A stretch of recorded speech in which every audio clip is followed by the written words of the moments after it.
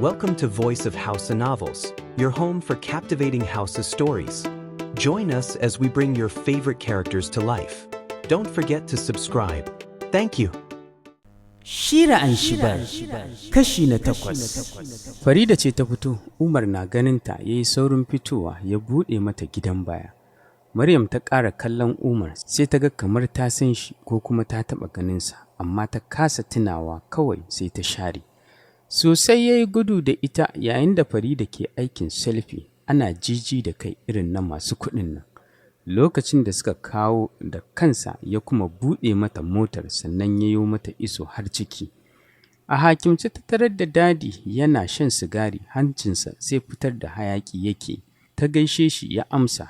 Ruwan lemu ya tsiyaya musu a kofi 2 na gilas. Suka fara sha, duk Farida ta tsargu saboda yadda yake kallonta.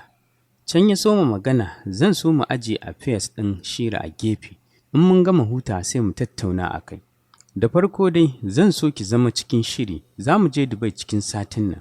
Na biyu kuma ina so ki shayar da ni mamaki, don babu abin da nake so kamar na kasance da ƙaramar bebi. Ya ja wani numfashi wanda ya saka Farida jin tsikar jikinta na tashi yam. Ta yi ƙasa da kai don har yanzu tana ɗan jin nauyinsa a matsayinsa na uban ƙawarta. Ko ba ki shirya zama muloniya ba, ki samu kuɗi fiye da ƙawayenki. Ki rinƙa shiga mota mai AC, ki mayar da pizza abincinki na yau da kullum. Cewar dadi yana mai ƙure ta da kallo. Da ɗan mamaki Farida ke kallonsa, ta ya aka yi ya san tana da burin yin kuɗi fiye da Maryam, fiye da Shira ita kanta. Ashe duk inda ta ɗauki dadi ya wuce nan. Muryarsa ta kuma ji yana cewa, ki ajiye wannan tunanin naki gefe, ki zo ki fara aikin neman kuɗi. Ya yi maganar yana mai tashi tsaye ya cire kayansa. Ba don taso ba ta biye wa dadi uban ƙawarta suka aikata masha'a. Maganin da ya zuba mai tayar da filin tuni ya fara aiki a jikin Farida. Dadi ya kalle ta sai ya tuna lokacin da ya hange ta tana yi ma Shira shi abubuwa maras fasali. Wani haushi da ya taso masa ya tunzura shi ainin har ta kai shi ya yi mata mugun fyaɗe. Wata irin masifaffiyar azaba ce ke ratsa Farida, kuka take kamar ranta zai fita, tana baiwa dadi haƙuri amma tamkar sake tunzura shi ma take. Dukan ƙarfinsa ya saka yana gurzatta da ke baka jin ku. Dukan ƙarfinsa ya saka yana ta gurzatta, baka jin komai sai ƙarar sai kukanta haɗi da na AC. Sai da ya fuskanci zai kawo sannan ya yi saurin janye jikinsa daga nata. Wani farin kyalle ya saka ya dangwali jinin da ke fita daga gabanta kafin ya shiga wani ɗakin wata 'yar akwati ya buɗe ya shimfiɗa kyallen. Kafin ya rufe ido yana faɗar wasu kalmomi. Tamkar yadda ana gasa dawa haka akwatin ya fara ƙara yana aman kuɗi. Zuwa can ƙarar ta tsaya, dadi ya buɗe idonsa da 'yan goma suka fara cin karo. Ya yi murmushi kafin ya koma gun Farida. A yadda ya karɓi budurcinta sai ya ji muguwar ƙaunarta, bai san me ya cije sa ba, kawai sai ganinsa ya sungume ta ya kai toilet. Wanka ya yi mata da ruwan ɗumi ya gasa ta sosai. Sai kisin nata yake yana gaya mata kalamai masu daɗi, ita Farida sam ta ƙi buɗe idonta ballantana ma ta kalle shi. Wani abun mamaki shine ko da suka dawo cikin ɗakin babu zanen gadon wanda ya ɓaci da jini. Dadi ya shimfiɗa wani kafin ya shirya Farida cikin sleeping dress. Kallon mamaki take yi ma dadi don kuwa wankan sabulu ya yi ma kansa bai yi na janaba ba. Ita ɗin ma hakan ya so ya yi mata sai kuma ta ƙara da na tsarki. Ya busa idanta da sauri ta limshe su. Ina son ki, ban san me ya ja ra'ayina ba a kanki, na kasa kontrolin kaina. Sai nake jin kamar ke ɗaya ce macen duniya ta farko da na fara su. Dadi ya faɗa yana shafar fatar hannun Farida kafin ya sauke mata kis a gefen wuya ya ja ajiyar zuciya. Ƙafafunta ya kamo ya mayar da su kan bed kafin ya jawo filo ya kwantar da ita. Ki yi bacci mai daɗi, zuwa gobe za mu wuce Niamey a yi miki fasfo ɗinki. Da sauri Farida ta ware ido sai kuma ta mayar da su jin wani irin bacci na fusgarta. Washe gari da kansa ya yi musu wanka ya shirya su da ƙyar Farida ta ci abincin da Umar ya kawo sannan ta sha magani. A sannan take takawa tana ware ƙafafu, hannunta riƙe da wata malatti wacce dadi ya bata. Gidan baya suka shiga yayin da Umar ya yi ma mota ki. Dadi ya karfaɗo hannunsa yana mai riƙe ƙugun Farida kafin ya sunkuyo ya yi mata kiss a kumatu. Murya ƙasa-ƙasa ya ce, Sweetheart, tamkar sarauniya a Zara ta cikin fim ɗin nan na Arewa 24 da take haskawa. Ta dube shi, ya sa dogon hancinsa ya ɗan shafi labbanta. Ta kawar da kai gefe saboda har yanzu takaicin rasa budurcinta bai ma so barinta ba. Sweetheart, zaman mu kusa da juna ya sa ni na ji wani iri. Tamkar na kusance ki haka nake ji. Rabon da na ji daɗin sex tun kafin Shira ta yi wayo sosai. Sai yau da kika ɗanɗana min zumarsa. Dadi ke faɗa yana ɗan shafar Farida wacce ta yi kicin da rai kamar wadda aka aiko ma da saƙon mutuwa. Dadi ya ci gaba da cewa, in fa kina tsiyar zan sa Umar ya yi fakin ya fita. Daga nan kuma kin san sauran. Da sauri Farida ta shiga hankalinta tare da biye masa. A can ɓangaren Shira kuwa kwanan zaune Momi ta yi duk addu'ar da ta zo bakinta take yi amma shiru Shira ta ƙi farkawa. Ba don ƙirjinta na ɗan ɗagawa ba alamun numfashi to da tabbas kana iya cewa gawa ce kwanci. Ita kuwa Shira tana can duniyar fatali.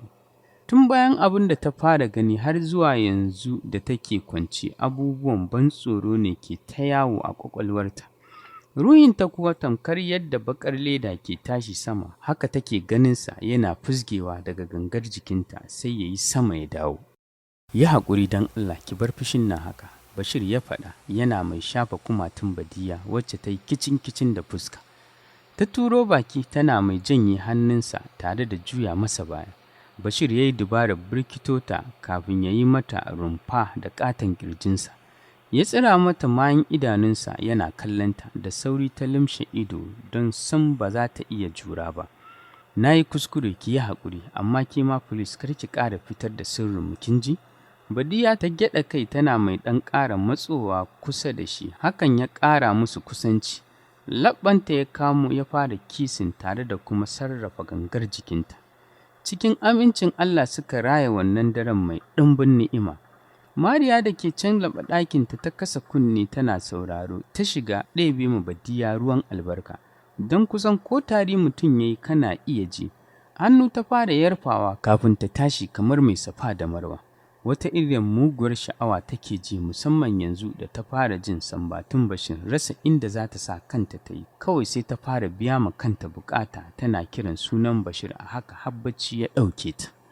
A can ɓangaren Abarar kuwa tun bayan da ta yi ma Bashir fyaɗe ta shiga damuwa sosai ainin.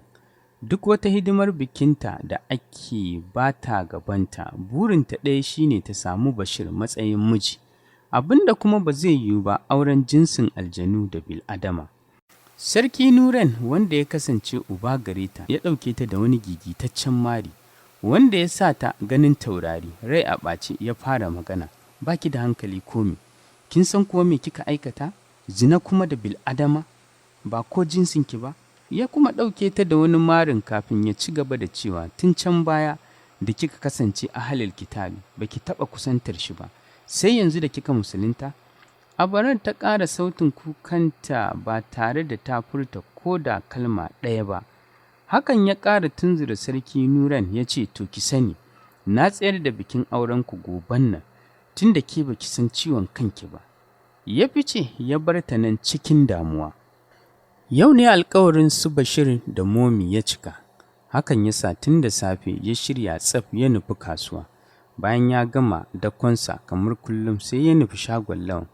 Gaisawa suka fara yi kafin Bashir ya ce, abokina da wani lokacin ne za mu tafi gun Hajiya.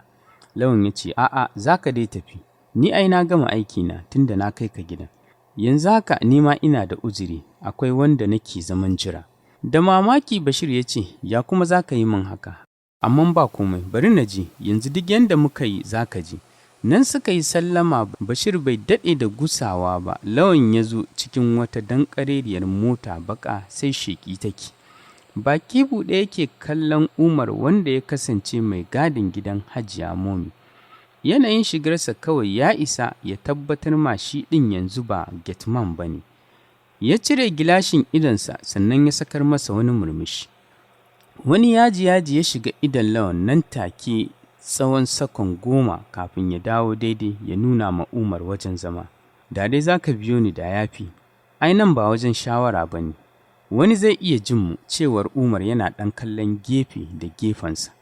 Lawan ya washe baki ya ce, ai babu ma wata matsala, na riga da na amince tuntuni. Kawai ƙarin bayani ne nake so da kuma yaƙini, sai dai ganinka ya share min tantama kamar yadda ka ce da zarar na ganka zan ga abin kamar almara.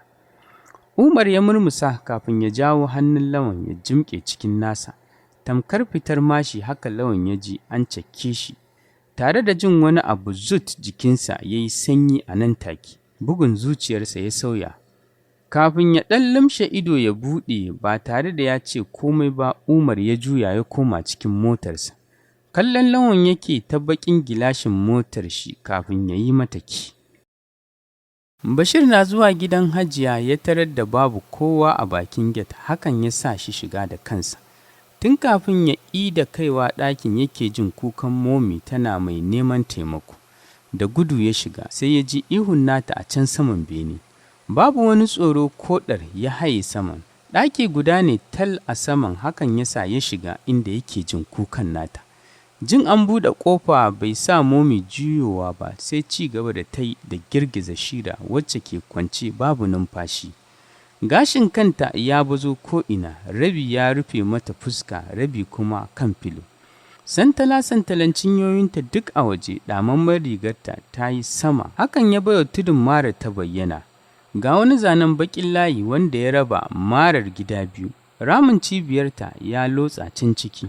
Daga ɗan saman cikinta a lafe yake, bugun zuciyar Bashir ne ya ƙaru kamar za ta fito. Murya na ɗan rawa ya ce, Hajiya.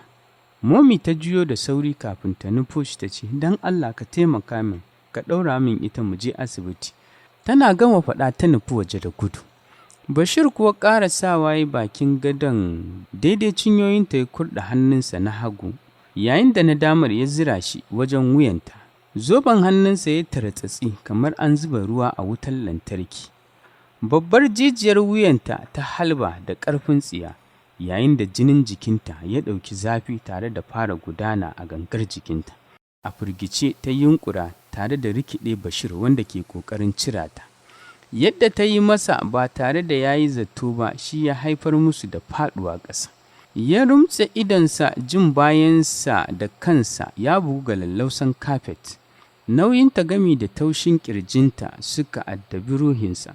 Shira ta yunƙura za ta tashi, gashinta ya rufe fuskar Bashir, yayin da tafin hannunta ke kan ƙirjinsa. Yadda ta danna sa ya sa shi saurin kai hannunsa kan ƙugunta. Ta saki ƙara wacce ta karaɗe dukkan gidan. Wani irin azababban zafi ta ji ya ratsa ƙashin bayanta sanadiyar taɓa ta da zoben hannunsa da ya yi. Hankali tashi Bashir ya yi saurin burkito da ita ƙasa, shi a samanta. Da ƙyar ya yi ƙarfin halin tashi ya koma gefe yana kallon yadda take sauke numfashi. Idanta zai zubar hawaye suke yayin da ƙirjinta ke ɗagawa da sauri. Momi wacce ta ji ƙarar Shira ta shigo a sukwane. Turistai ganin ba ta kan bed kuma ta dawo hayyacinta. Ta kalli Bashir wanda duk jikinsa ya mutu rumus. Ga kasala ga wani irin abu da yake ji na masa yawo a gangar jiki. Momi ta ƙaraso tana taɓa fuskar Shira a hankali ta buɗe idanta kafin ta zube su kan mahaifiyarta. Momi ta ce, Alhamdulillah, Shira ta warke, ya jikinki, me kike ji yanzu? Bashir kuwa sunan Shira kawai yake juyawa kafin ya tashi ya fita falo saboda ganin ƙatuwar budurwa a haka. Dole ya sa hankalinsa ya tashi. Shira ta kalli Momi kafin ta buɗe baki da ƙyar ta ce, ruwa nake so masu sanyi sosai. Momi ta miƙe ta ɗauko mata. Tun tana bata a kofi har ta kai ta bata butalin gaba ɗaya ta shanye tas. Momi cike da mamaki take kallon Shira yayin da kuma tunaninta ya aka yi ta samu sauƙi farar ɗaya, abin almara ne wannan. Yanzu za mu shiga asalin labarin. Masarautar Agadas. Zagayen ɗaki suke suna dariya, macen na bin namijin da gudu a dole sai ta kamo shi kuma sam ya ƙi tsayawa. Ta yi tsaye waje guda tana mai cewa, ya Adam, ni dai na gaji, sam ba zan iya ba. Yo wannan gudu ina dalili kamar masu tseren doki? Ya riƙe ƙugu yana kallon ƙanwar tasa wacce duk duniya babu abin da yake so sama da ita kafin ya ce, amma dai an yi raguwa, ni da nake son ki zama madam ɗin gudu, in kin gama karatu mai Hawwas? Ta kalli kayan nata ta saki murmushi ta ce ai tarhani ne. Ya ce ba zan yi aiki ba saboda kar a kalle mashi, ni ka san sa akwai kishi. Ambatan sunan tarhani ne wanda a haka take kiran sunan saurayinta wanda aka yi musu baiko. Shi ya haifar ma Adam dusashewa fuska ta yi baƙi, dama can shi baƙi ne sai ɓacin ran nasa ya fito ƙarara. Hauwa ta sinne kai tana jin babu daɗi kafin ta ce, ka yi haƙuri, sai ta juya da gudu tana kuka. Sarki wanda ya kasance mahaifinsu ya ƙaraso yana mai cewa, Adam, ka ga yadda ka saka ‘yar uwarka kuka ko? Duk yadda take farin ciki sai ka san yadda ka ruguza sa. Adam ya nufo mahaifinsa ya ce, ba haka ba ne Abba. Kawai wanda kuka baiwa ragamar rayuwarta ne bai dace da zama mijinta ba. Ɗan sarkin matsafa ne, yanzu ina wata nagarta a nan. Fuska sarki ya sauya ya nuna Adam da hannu ya ce, ka shiga hankalinka, kar na gani kar kuma na ƙara jin kafurta wani lafazi akan auren nan da babu fashi, sai an yi. Adam wanda ransa ke ɓace ya ce, ai kuwa sai in bayan raina. Sarki boka wanda shigowarsa kenan ya ce, da ranka kuwa za a yi shi, a yau ɗin nan ba sai gobe ba. Duk suka juyo suna kallon shi, boka ya turnike fuska ya kalli sarki ya ce, ko ba za a yi ba mai martaba? Sarki ya haɗiye wasu yawu ya ce, me zai hana kuwa? Sai dai don Allah a bar sa a nan da wata biyun kamar yadda aka tsara. Boka ya kalli Adam wanda ya suman tsaye ganin yadda mahaifinsa ko kuma in ce sarkin garin yake tsoron bafadansa wanda ya kasance babban boka. A haka duk suka watse suka bar sa nan tsaye shaye da mamaki. Algabit, kana ganin wannan ɗan iskan yaron zai ɓata mana shiri ko? Wai har yanzu bai son aurenka da Hauwa. Boka ke faɗa yana kallon tilan ɗansa wanda ke cin abinci hankali kwanci. Ko baka ji ba ne? Boka ya sake tambaya. Ya ɗago manyan idonsa ya ce, na ji mana, ko kuma na ce na riga da na sani. Ya aka yi ka sani, wa ya gaya maka? Malamina ne ya gaya min Adam bai son aurenmu, kuma dab yake da cin nasara, amma ni kuma zan nuna masa ɗan iskan gaske ne, cewar Algabit yana mai ture kwanon abinci gefe. Boka ya ce, yanzu duk aikin da nake yi ma bai isa ba sai ka je gun wani bokan? Algabit ya ce, don Allah ka mayar da maganan nan saboda ba za ta yi tasiri ba. So kake na zauna da boka guda? To ka sani malamai na sun fi 10, kuma nan gaba zan sake neman wasu. Yana gama faɗa ya fice ya bar mahaifinsa sake da baki. Agogon hannunsa ya duba yana mai sake fitowa cikin lambu har zai koma ya tsinkayo Hauwa na tafe tana wayoyi har ta iso gunsa. Wani tsalle ta yi ta faɗa ƙirjin Algabit tana mai sumbatar bakinsa. Da sauri ya zagaye ƙugunta yana mai cafke harshenta. Kisin nata ya fara sannan ya sake ta, ita kuma ta sauke ajiyar zuciya tana mai cewa, na yi kewarka sosai, mu shiga daga ciki. Babu musu suka shige. Kan wani ɗan ƙaramin gado Algabit ya kwanta bayan ya cire kayan jikinsa. Hauwa ma fatali ta yi da nata kafin ta haura bisa gada. Wani irin mugun filin take ji fiye da na kullum. Da sauri ta sauka daga gadon ta koma gefe tana limshe ido. Zo mana mai Hawwas, menene haka? Ta ware ido gare shi, a yau wani iri take jinta, har wata fargaba ke taso mata wacce bata san ko ta mecece ba. Algabit ya sauko ya zo ya ja ta jikinsa ya fara yi mata roman baka. To masu sauraro, nan za mu tsaya cikin wannan ƙayataccen littafin naku, nake cewa mu haɗu a shirinmu na gaba.